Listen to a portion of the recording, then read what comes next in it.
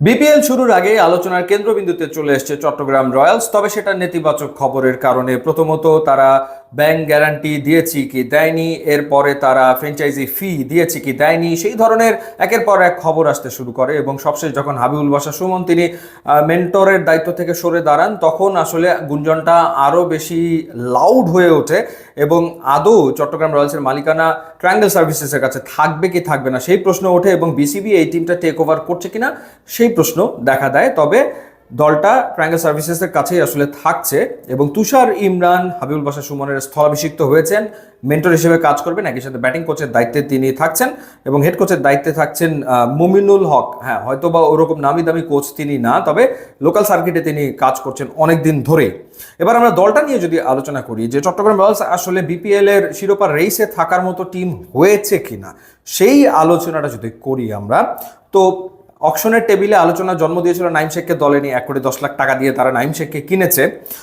দলটার bowling line আপের দিকে যদি আপনি তাকান, তাহলে কিন্তু সেটা বেশ দুর্দান্ত বোলিং লাইন আপ, কারণ সেখানে রয়েছেন শেখ মেহেদী এবং তানভীর ইসলাম, দুজনই বিপিএল এ প্রুভেন পারফর্মার, দুর্দান্ত বোলার। কুমিল্লা ভিক্টোরিয়ান্সের হয়ে তানভীর ইসলাম বেশ কয়েকটা দারুণ সিজন খেলেছেন। শেখ মেহেদী তিনিও বিপিএল এ দুর্দান্ত পারফর্ম করেছেন রংপুর রাইডার্সের হয়ে। তো সেই ক্ষেত্রে এই দুজনের পাশাপাশি আবরার আহমেদ তিনি রয়েছেন পাকিস্তানের। এই 12 ওভার তো সুপার 12 ওভার্স, এটা নিয়ে তো কোনো ডাউট নাই যে এই তিনজন যে 12 ওভার করবে সেই 12 ওভার দুর্দান্ত।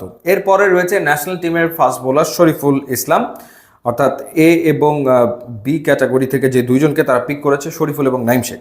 সো শরীফুলের সাথে ফাস্ট বোলিং ডিপার্টমেন্টে রয়েছেন মুকিদুল ইসলাম মুগ্ধ, যিনি রিসেন্টলি খুব ভালো ফর্মে রয়েছেন। এনসিএল টি20তে তিনি কিন্তু টপ পারফর্মার ছিলেন। সো মুকিদুল ইসলাম মুগ্ধর সাথে শরীফুলের এই জুটিটা সেটা দুর্দান্ত। সাথে আরও একজন ফাস্ট বোলার রয়েছেন সুমন খান।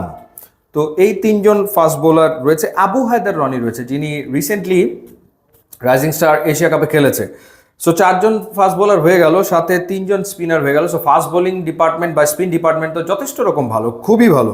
প্রবলেমের জায়গা হচ্ছে ব্যাটিং সেকশনটা, সেখানে নাইম শেখের ওপরেই ফুল লোড গিয়ে পড়ছে। মানে নাইম শেখকে একারই খেলতে হবে। নাইম শেখের সাথে মাহমুদুল হাসান জয়কে তারা নিয়েছে। সো ব্যাটিংয়ের ক্ষেত্রে লিড করতে হবে এই দুইজনকে, নাইম শেখ এবং মাহমুদুল হাসান জয়।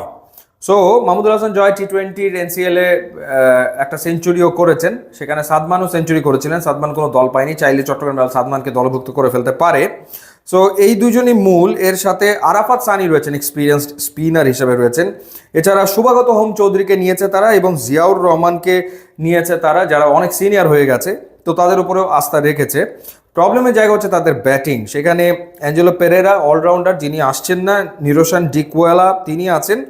এইখানে তারা যেটা প্ল্যান করেছে যে তারা আসলে 2টা ভালো বিদেশি ব্যাটার তারা নেবে, এবং তারা লোকাল আরও 2 জন ক্রিকেটারকে নিতে যাচ্ছে। সো এই 4 জন যদি হয়ে যায়, তাহলে কিন্তু এই টিমকে আপনি আসলে হিসাবের বাইরে রাখতে পারবেন না।